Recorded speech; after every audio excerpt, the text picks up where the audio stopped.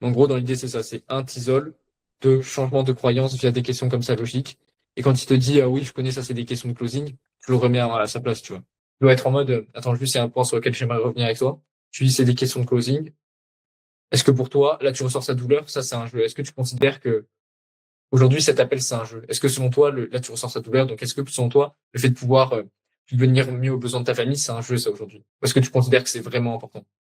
Ah non, je considère que c'est vraiment important. Ok, donc est-ce que tu comprends que là, mon objectif, c'est de te poser des questions pour comprendre quelle est ta situation, voir si je peux t'aider, comment est-ce que je peux t'aider au mieux, et que c'est justement pour ça que je te pose des questions, et que c'est pas un jeu.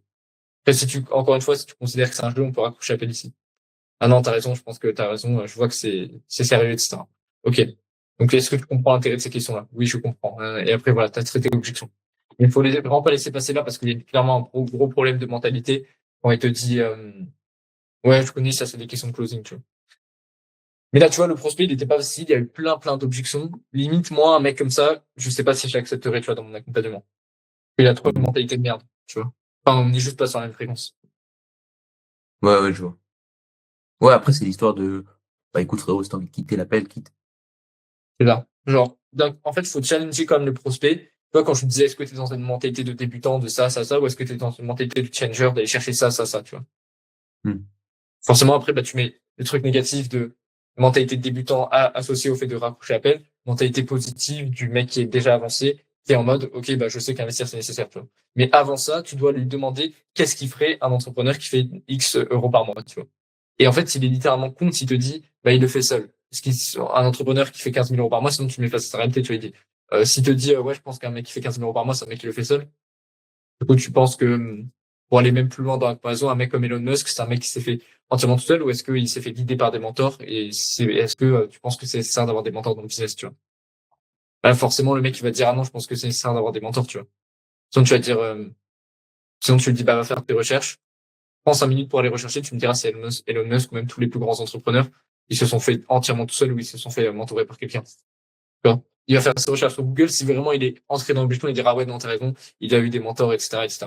Ok, du coup, tu penses que aujourd'hui, pour aller, pour revoir l'échelle un peu plus basse, est-ce que aujourd'hui, pour aller chercher 15 000, 20 000 euros par mois, ou même 5 000 euros par mois, c'est nécessaire de le faire seul ou est-ce que tu penses que c'est nécessaire de se faire accompagner par quelqu'un qui est déjà passé par les étapes par lesquelles toi tu veux passer pour atteindre ton objectif plus rapidement et plus facilement?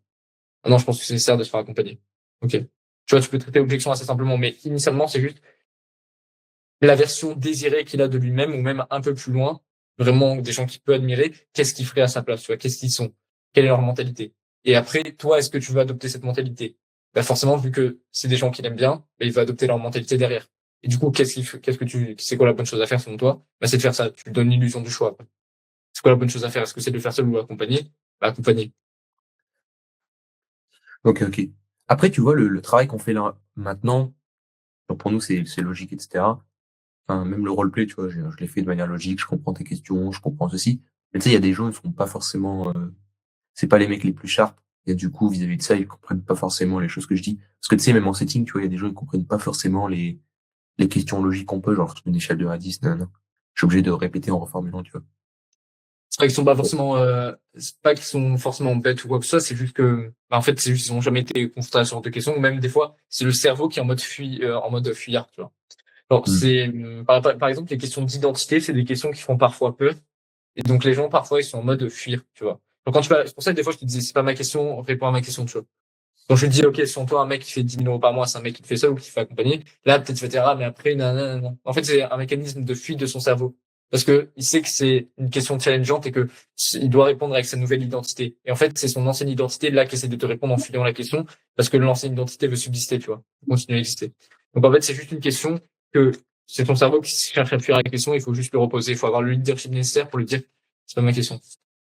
Ok. Et je Donc, du coup, disais, notre une personne, donc là, si ouais, je comprends bien vis-à-vis de tout ce qu'on a fait, etc.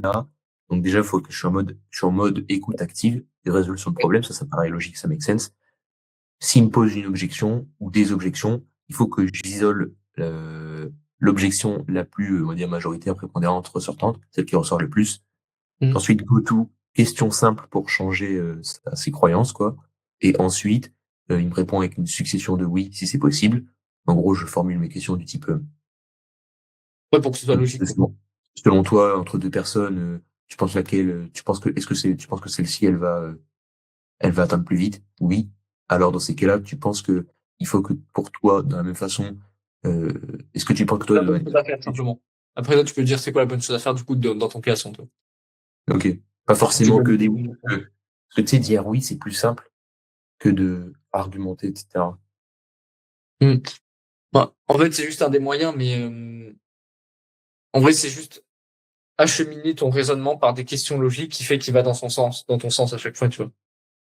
Alors moi, Hmm. pour traiter l'objection, je veux le faire seul. Déjà, je comprends qu'est-ce qui te bloque. Ensuite, si je vois qu'il y a une croyance erronée vis-à-vis de ça, je le fais comprendre que bah, l'accompagnement, c'est ce qui va permettre de gagner du temps, de l'argent plus rapidement. Et après, j'utilise le modèle des, entre guillemets, des mentors, tu vois. Genre, tu penses qu'un mec qui fait X euros par mois, c'est un mec qui pense comme un débutant, qui est en mode, je peux le faire tout seul, je cherche des informations gratuites, ou est-ce qu'il est en mode, je suis à investir sur moi parce que je sais que bah, si j'investis, je vais avoir des informations de meilleure qualité, donc ça me permet d'atteindre mon objectif plus rapidement. Et dans quelle mentalité tu penses? Ah bah la seconde, il est dans la seconde mentalité. Pourquoi il est dans la seconde mentalité? Comme ça, il se justifie. Ah parce que ça. Ok. Toi, t'as envie d'avoir cette mentalité? Oui, j'ai envie d'avoir cette mentalité. Ok, du coup, c'est quoi la bonne chose à faire selon toi? Dans quelques questions, tu peux traiter comme ça. Ok, hyper pertinent. Toi, au niveau du Fatum que tu as mis, ça marche Mhm. pour au niveau de là, ce que tu viens de me dire, etc., la structure à suivre. Tu peux enfin, tu peux l'obtenir un peu en écrit. Ouais, il va y avoir le transcript. Je pourrais te l'envoyer précisément, même cette partie-là. Ça fait environ 50 minutes qu'on en colle, donc ouais, je vais pouvoir retrouver ça. Je t'envoie le Fatum si tu veux et je t'envoie la partie écrite de ce moment-là. Ok, ça peut être pertinent ça vis-à-vis de ça. Il y a aussi un truc qui est cool, enfin que moi j'avoue j'ai pas. En fait, moi j'ai remarqué, tu vois, quand j'avais joué le rôle du prospect, il y a un truc que j'ai fait et enfin non plutôt quand jouais justement le rôle du closer, celui qui pose les questions. En fait, je rentrais un peu dans son duel d'ego, tu vois. Ouais, ouais, justement par rapport à ça, il faut solliciter l'ego du prospect, mais de la bonne façon. Pas en mode. En fait, je sais plus comment tu l'as fait exactement, mais il y avait une tournure négative, tu vois. Là, faut plutôt l'utiliser en mode, ok, est-ce que tu penses que là, avec cette mentalité, tu penses que là, un mec qui, là, tu ressors sa situation désirée, ce qui est dans la mentalité de, je suis en mode, je suis un débutant, j'essaie de chercher des informations gratuites, ou est-ce qu'il est en mode, je suis en une mentalité de personne avancée, je cherche à avoir des informations les plus pertinentes, donc je suis prêt à payer pour ces informations. Je pense qu'il est plutôt dans quelle mentalité.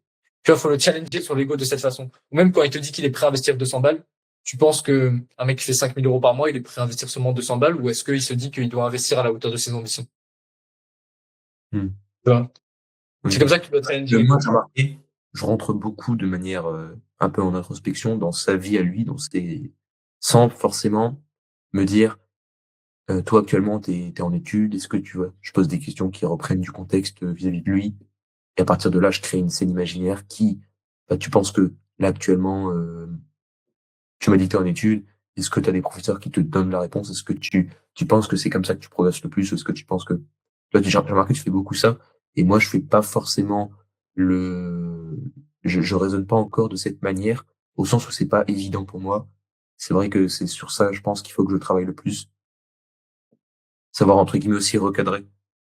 Tu vois, genre, là, je restais aussi dans ces délires, entre guillemets, bah, écoute, ouais, non, j'ai pas besoin, je suis autodidacte, etc. Moi, tu vois, je restais dans son, est-ce que t'es vraiment sûr de ça? Tu penses Hmm. pas que, tu vois, genre, en fait, il me donnait un fil rouge, j'allais dans son fil rouge, et ensuite je lui proposais un peu un autre chemin, tu vois.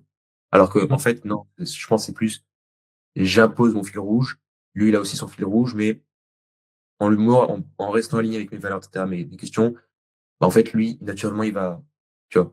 Je pense que c'est comme ça qu'il faut que je raisonne également, après avoir avec la transcript du Fatum, pour voir si c'est cohérent ce que j'ai dit par rapport à ce que j'avais dit il y a 30 minutes. Ouais.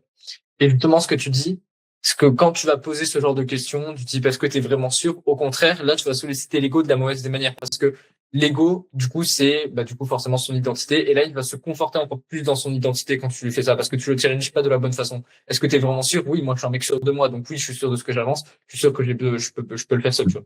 Par contre, si tu le challenges en mode comparaison, mentalité de débutant, ça, mentalité de personne avancée, ça. Toi, t'es plutôt dans quel type pour que je comprenne où t'en es actuellement? Parce qu'il y a des gens qui sont OK à être débutant. Toi, t'es dans quel type? Ah non, moi, je suis un mec qui est plutôt avancé. OK, pourquoi tu veux être un mec avancé? Ah, parce que je vais avoir des big résultats, nanana. Et c'est comme ça, après, tu vas pouvoir jouer sur son ego. Genre, quand il te dit, je suis prêt à investir, comme je le disais, 200 balles. OK, mais je pense que du coup, pour la montée de la, je pense que le mec qui fait là, tu ressens le compte du gars, le Lucas qui fait 5 000 euros par mois, qui est en mode, je suis un entrepreneur accompli, je suis capable de faire de l'argent et je prends mes responsabilités. Est-ce qu'il est en mode, j'investis 200 balles ou est-ce qu'il est en mode, je dois investir à la hauteur de mes ambitions et je dois investir beaucoup plus pour avoir des compétences beaucoup plus grandes derrière? Tu vois, tu le challenges comme ça vers la grandeur, mais pas dans le sens de lui conforter ses croyances actuelles. Ça, faut éviter de faire, justement. Challenge-le en faisant ça, c'est mieux. Ça, c'est fou. Mais c'est vraiment très important. Les gens, ils achètent une nouvelle identité. En fait, ça, faut que tu en aies conscience quand ils sont en call avec toi. Ils achètent une nouvelle identité, ils achètent une nouvelle personne, ils achètent pas des compétences. Tu vois. Et en fait, ils savent que il faut que tu leur fasses prendre conscience qu'en investissant avec toi, ils vont franchir une nouvelle identité et que c'est normal que ça fasse peur. Tu vois. Et que tu les rassures tout au long de ce processus. Ils achètent la nouvelle identité. Du coup, joue vraiment sur la nouvelle identité de, OK, tu vas chercher tel résultat. L'ancienne identité, elle pense comme un pauvre, elle pense comme, j'investis pas, je cherche de l'information gratuite. La nouvelle identité de toi qui va chercher les 2 000 euros par mois, tu l'associes au résultat qu'il cherche. Elle est en mode, là, j'investis, je suis dans la bonne mentalité d'entrepreneur accompli, nanana, et parce qu'il achète cette identité-là, finalement. Ok, ouais, ça marche. Donc voilà. Donc oui, voilà, les conforte pas, parce que pour finir là-dessus, du coup, ouais, faut pas les conforter dans leur ego, dans le sens négatif du terme, mais bien dans le sens challenger, tu vois. Ok, Pour ça les marche. emmener dans une nouvelle identité. Et chose importante, du coup, pense à reposer des questions quand les prospects, ils dévient, tu vois.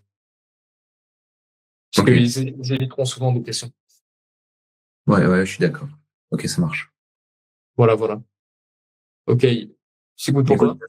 ouais, moi, c'est bon pour moi. Il est 15h. Je pense qu'on va faire un peu de sport ensuite.